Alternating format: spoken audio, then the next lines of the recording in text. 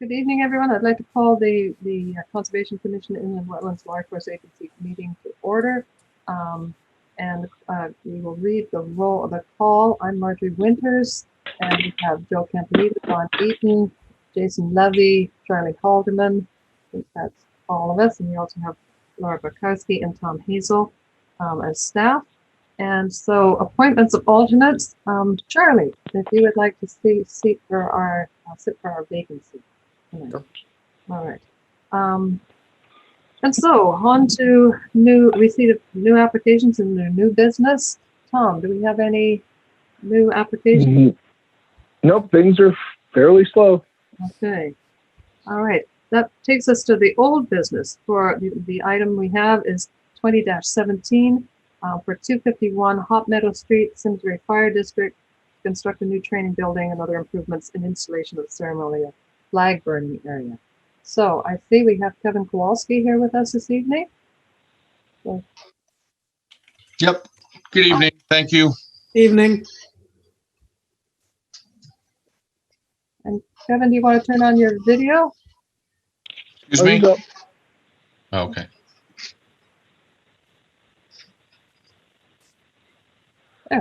Oh. Marjorie, just so we know, we approved the ceremonial flag burning at the last meeting, and we're looking at the training building and its location. And if you have any questions for Mr. Kowalski since the last meeting, I'll let you lead into him, and I'll give you my report as you asked me to do some ground truthing for this project. So Kevin, is the plan remaining as you presented at the last meeting? Yeah, actually it is. We went out and laid it all out, taped it all out. It appears that we'll be able to fit it in there in that area, and we are going to, we propose to cut the corner, so to speak, so it wasn't as evasive in that lower depression area. But again, based on our discussions that I had in the field with Tom, I think we're in agreement that the only place that it's listed as a wetlands is on our submissions, to which we are going to follow through with that in the future, I think, to find out where exactly that came from. And Marjorie, I think that you had mentioned at the last meeting, which was very interesting, some of the comments in reference to whether it was indeed a wetlands, and which ended up having us do a field visit. All right. And that was the issue at the last meeting. We were trying to have some idea what was going on the ground. Right. Tom, did you look at the site? Yeah, basically, starting from the top down, I did a full review of the available mapping of the area.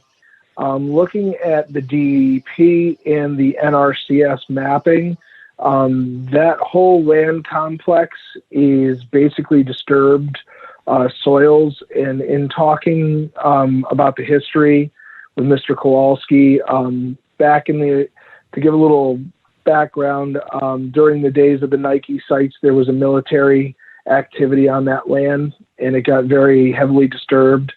The fire district did buy it, or the town and the fire district acquired the land from the military. And the walking path through that area was at one point in time in historical senses a railroad area. And from the looks of the field inspection, there's no inlet and no outlet to this depression. Due to how it's cut and seemingly excavated, it seems to be a man-made depression. I noticed some staining on the base of the trees at the lowest point of the depression, showing that during heavy rain events, possibly like what we had just the other day, some water probably sits in there, but doesn't last long enough for, well, obviously the fire department was entertaining the idea of a dry hydrant and was never able to get it to hold water. So the water is percolating through at a rapid rate. What I saw for vegetation, The only thing that was probably non-invasive or useful was some goldenrod around the edges. The tree canopy was oak and maple. There was bittersweet. There was just pricker and bramble. Throughout, you could tell historically that trees have fallen in and have just decayed in the bottom. And some around the edging, some of the grass clippings and leaf detritus from maintenance of the area has filled the edges a little bit. So as far as like a functioning wetland, other than just holding some water for a while, I don't see it as a high functioning or functioning wetland. I think if a soil scientist did find some kind of modeling, it would probably be from the fact that the depression holds water during heavy rain events, and that decay of the materials, the leaf litter, the branches and such have made some modeling in the upper layers. NRCS does put it under, and bear with me, I can never pronounce this word, Eudanthus smooth material is what it's called. So it's basically like an urban land complex. It's been heavily disturbed. And they call it both DEP and NRCS call it well-drained soil. But we can see that there's a depression there, and that depression does hold some water. What the fire district has proposed basically comes across one of the upper slopes of that wetland, quote unquote, that depression. It cuts that corner of the depression. It doesn't directly impact or fill that depression in to any extent. So I think if we're being ultra conservative in saying that there's something that's holding water from time to time there, I don't believe that the development of this project would impact the depression to the point that it's filling the depression in. It's just very close to the edge of the depression, and there will be some flattening at the top of the edge of that depression. So from what I saw on the ground, I even, and Kevin even mentioned that it would be worthwhile for the fire district to re-review that with a soil scientist to get a report on it, just in case in the future they had to expand. But at this point, I think this location, due to them trying to keep it out of the view of Hot Meadow Street to meet zoning regulations and to build a structure without impeding on people's visible pathways and uses of the sports complexes and the residents on the other side of the trail, the location seems appropriate. I think it could work, but it's up to the commission on how they want to deal with that depression. And just for the record, I just want to acknowledge Jim Morrison has joined us in the meetings. Hello, Jim. Yeah. So you didn't dig any soil, dig anything while you were there? No, when I saw what it was and how it has been traditionally used, it looks like something that I see along railroads from them using materials. I'm sure even after the railroad was abandoned, they were pulling railroad ties probably out of the ditch. But it didn't look like anything of any like habitat value or function value, considering no inlet, no outlet, no vegetation, no cover. It's basically a stand of trees with bittersweet and prickers growing throughout it. And it's not dense prickers. It's just, light trees and prickers around the edges and bittersweet growing up the trees with poison ivy. So I think that the most significant thing is the soil type. It's the disturbed soil, undeveloped disturbed soil. Yeah. I don't see it being something that has been historically a functioning wetland. It's certainly cut off from all the wetlands that are described by DEP and by NRCS. They're on the other side of the walkway or the pathway, on the neighborhood on the other side of that. That has wetland soil types, and it's still a developed area with houses. But those soil types are identified by NRCS and DEP as being poorly drained. But on this side, it is isolated, no in and out flows, no noticeable function. So Kevin, have you noticed when it does get water, it drains rather quickly in that area? Yeah. Yeah, that's what happened when we were looking at putting a dry hydrant in there. We didn't want to take it literally. It was, unfortunately, we weren't able to use it as such because it wouldn't hold water.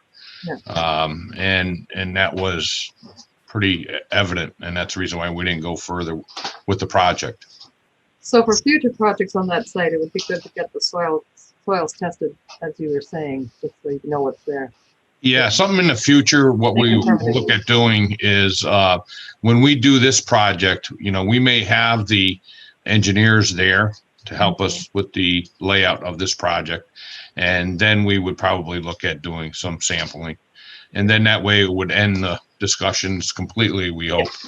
And then that way everyone would feel a lot better on it. And it wouldn't restrict any use in there, although we do want to maintain that buffer. Is very important to us from the neighborhood. So we certainly won't do a great deal in that area. And the flow is still away from the depression. The flow on the Yeah, it's still going to be sheet drain. Yeah. Sheet drain back the other way, so we can control the drainage through the catch basins that we have currently. Yep. Do the commissioners have any other questions? I just have a clarification question. Does this mean that we think it's in the wetlands, or is this now a function of we think it's in the upland review area? I would think that. I would say that if we haven't had a soil scientist look at it, then and it's mapped as wetland, we should probably just call it a wetland. But it's clearly a very low function wetland. Yeah, the judgment that you're going to have to make is the fact that the mapping from the federal and state level doesn't show it as is, but the map that was provided to the town when they did a previous project showed a wetlands line there. So the ground truthing from a soil scientist, yes, there's probably a wetlands line there, but is it impacting something of value? And I think that's a judgment that the commission should take into account. Well, I think also the history that you've been able to provide, saying that this was disturbed soils in the area. I think if that you have provided testimony to say that this is a disturbed soil area with the new soils. I've never known the military to be very light-handed. Heavily disturbed site. I mean, and I can speak to the other side of the bike path here. Half of my property is mapped wetlands, and it drains really well, especially on the side that is supposedly wetland soil. So, I mean, everything around here is basically sand. Right. So, but just so this is just education for me. So we're at the point where we haven't necessarily done what a soil scientist would do, which would dig up the soil, but we've done the visual inspection across the top, and nothing there would indicate that it's a wetland per se or a vernal pool, and therefore you're not really seeing signs, at least from the top of it, being a wetland. And the only thing we have is a map that said that it might have been a wetland. From some other source, but we don't, but we actually know that all the soil around this area has been heavily disturbed already. Mm-hmm. Correct. And so the digital mapping says no wetlands. Their previous engineered plan showed that someone had found some soils that they marked as wetlands. They're going to get more clarification on that. And we know that it has been heavily disturbed area. Correct. Right. Okay. I can also say, again, living right across from the bike path from this area, even with heavy rains in the spring, there's no water hanging around there for any substantial period of time. Even in that stand of trees, I mean, there's no standing water. Right. So whether, again, this is for my education, so whether it's a wetland or not, the actual impact of disturbing the soil around this, we're not filling the whole area. We're just disturbing a little bit of the area around on the corner. and the claim is that whether it would be a wetland or not, that's not a significant activity. Correct. Okay. Right, and we might want to put into the motion at some point that any future projects should be contingent on mapping, ground truthing the soils in the areas. Make sure that there are no. I believe that's the intent of the fire district, correct? We'll put that It in. is. We intend to do it once we have equipment there to do the appropriate soil sampling. Okay. All right, with Tom, I'm sorry. I had one question. Tom, is there enough space to put in some sediment controls between the bottom of the depression and the edge of the construction area? I certainly feel that they could probably put a silt fence at the toe of the slope if need be, just in case while it's being disturbed that materials don't start to fill in where they don't need them to be. Mm-hmm. I think that would be a prudent call for maybe some silt fence at the toe of the slope. all right. I would think that would be the right thing for us to do. Is that in the special, was that in the report? Is that in the special conditions, or is that an amendment that has to be made to the special condition? You could just put that in a special condition that you would like to have silt fencing at the toe of the slope in the area of the depression as discussed. I'll add that to the permit. So are there any more questions from the commissioners? Hearing none, I'd entertain a motion. I'll take a shot at this. I move this as a regular activity because it is in the corner of a wetland upland review area. Second. All in favor? Aye. Hi. I'll make a motion. This is not a significant activity because the soils around have already been heavily disturbed, and this represents a very small change to the current landscape. Second. All in favor? Aye. Hi. And I'll further make a motion that we approve the motion at the permit, and that we subject to the staff report and the special conditions that they install silt fence at the beginning of the construction per the town staff. Second. All in favor? Aye. Hi. Right. All right. Thank you very much. And that's thank you, Kevin. Yeah, thank you very much, everyone, especially for coming in tonight for this project too. So I appreciate it. I hope you had a good weekend. Thank you. Hope you have a good holiday. You too. Thank you. Thank you. All right. General commission business, approval of the minutes of November 17th. Oh, I forgot to read those. Are there any? Yeah, I move we accept and approve the minutes from the November 17th meeting. Do we have a second? Second. Any discussion? All in favor? Aye. Aye. All right. I'd like to while we're talking about minutes, I'd like to it doesn't need to be a motion or anything like that. It has been brought to my attention that on the request of commissioners and persons of the public, that the October 2020 minutes, I'd like to amend the application that was ruled upon but found to be defective. I didn't put the motions from the approval with the defective ruling on the application.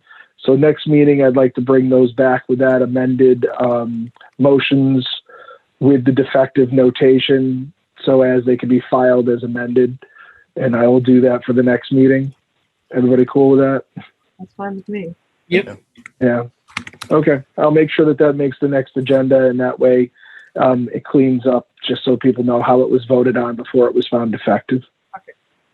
All right. That sounds like a great idea. Okay. Okay. Agent actions. I've had none. All right. Nothing's been happening. It's that time of year. And correspondence. All right. I'd just like to say I've been the Open Space Committee has been very busy. They have been coming up with a stewardship plan for a general overarching stewardship plan for forested areas. We're also it's also working on plans for our farms, coming up with new lease and policy for the farms. We've also come up with a 14-point, I think, plan for purchase of open space. And hopefully, I know the forest stewardship plan has been approved by the Board of Selectmen, and perhaps we should have that at the next meeting, or in our packet for the next meeting, as well as I think the 14 points, working on the farm, and I think then we're coming up with a grassland policy as well. So these are things that the town has not had. The hope is that it would go into a working document that the town can use when it is managing the property. And if it's, it's a worthwhile thing that we will have. If we haven't had anything. And if I may add on to that, I've been discussing with Marjorie and some other committee members the triangle at Barn Door Hill, Holcomb Street, and Firetown Road that we've just been brush hogging for years. We are moving forward with an evaluation on that property to try to find out how to best use that property and try to put that back into some use for the town, rather than just have us mowing, weeds down every year and paying someone to do that. So moving forward, the Conservation Commission may be asked for some form of an opinion about plans that are proposed. So bear that in mind as moving forward as we formulate plans. I think our opinion as the Conservation Commission would be a valuable opinion to propose to the Board of Selectmen moving forward with that parcel. Is that town owned right now? Yes, it is. Okay, that's not part of the Meadowwood parcel? No, that was part of the purchase. On the other side of Barn Door Hill, we have 3 parcels that are farmed to the east side of it. Yep. And it was originally part of the initial purchase, that triangle plus those lots. And it came out to somewhere around 40, well, that parcel's 47 acres plus the other 2, which probably brings it up to about 60 or 70 acres. It just historically had some, I'll for lack of better terms, political issues as far as the usage of the land, may it be the leasees or the neighborhood. So now that time has kind of passed and we have better management practices in our lease agreements, we're hoping to try to make them a various use. Maybe put a, for just a high level idea, put a buffer strip along the people on Holcomb Street so they don't have to see all the farming activity, and split it up as best possible to make the use of it. And that way, maybe it could also help generate some money. There is still a tobacco shed on the property. I'm sure that takes some maintenance money as well. So it's a very scratch the surface conversation right now. But as the details come out, I would certainly want to keep the conservation end of us in the loop. And then when there are a formulated plan, have an official opinion from us. And we had at Simsbury Land Trust, we had Honor Lawyer from the Trust for Public Land give an update on the Meadowwood purchase or planned, the proposed purchase of the land, and hopefully that will be able to go through. So We also had a presentation that Honor gave to the Simsbury Historical Society about it. So, I mean, there's, not only conservation about the land, but there's also some historical significance as well. So, yeah. See how that goes in the months ahead. Mm-hmm. All right. So, Marjorie, I have another question. With all that work that the Open Spaces Committee is doing, how is the responsibilities being driven between open space and our conservation side? Yeah, They were trying to come up with, because it's got all the different land use planning groups on it. Mhm. They were trying to come up with these things. I'd like to have them brought back to the Conservation Commission to look at. Yeah, So are you thinking that the Open Space Committee right now is sort of running as the as sort of an ad hoc town committee to try to come up with sort of these policies, and then it would come back to a standing committee like the Conservation Committee to help enforce them, or after they've been adopted by the selectmen? I think that- so. Okay. So Okay. It's still up in the air who exactly does what. I mean, Okay. I'm not. Sometimes it's determined by the Board of Selectmen, and I'm not. I think that's yet to be determined who's going to be. I know one of the things in the. I was just working yesterday on several of the documents for the farming policy, and I know the POCD suggests having a farm committee, and I'm not sure where that would lie. If there would be one, there's still a lot of, because we don't have one. Okay. I was just wondering. It's been what, like a year and a half since the sort of the dust up on over all this stuff started. So I was just wondering where it was all sorting out. It's a good question. And I believe that any policies that are coming through on some of these things, and I will bring it up in the Open Space Committee if Marjorie can help me remember to do that. That just having a memo from the Conservation Commission and their support on what's being proposed when it finally gets kind of all glued together in a document, as it's going to the Board of Selectmen, it just gives the Open Space Committee more backing that the Conservation Commission's looked at it. We agree with the policy and we think that'd be a good way to move forward. That always helps sell it to the Board of Selectmen. As far as the policing and stuff like that, that's going to be up in the air. There's a lot of moving parts. Parks and Rec is involved. DPW can be involved in some layers. We don't necessarily have enforcement actions under the Code of Ordinances. It's one of those things that's going to be wrapped up in the language of the policy, that these are the rules you follow. These are our management plans. I don't necessarily see kind of any major issues that couldn't be handled through a blight enforcement or a zoning enforcement or inland wetlands enforcement or something, if there was something majorly egregious. But as far as policing it, I think a lot of that's going to fall on the maintenance groups, the people who are in charge of monitoring it, may it be stewardship or Parks and Rec or DPW type of thing. And, Right. And at this point, a lot of the things that we're coming up with are proposed management plans. And I think that the idea is that it could be a living document that as better management plans come along, they can be brought forward. So it's not set in stone. It's an ongoing project. But again, it hasn't been worked out who is going to be doing what. Yeah, it was funny that there was in the training that I just finished for the wetlands thing. It was the little module on forestry that brought up all those meetings from a year or 2 years ago, and I said, hey, I don't think this particular thing has anything in here about old growth forest, for instance. And it was just kind of funny to see, oh, these guys are already outdated, and they just put the training together for that. Mm-hmm. Oh yeah.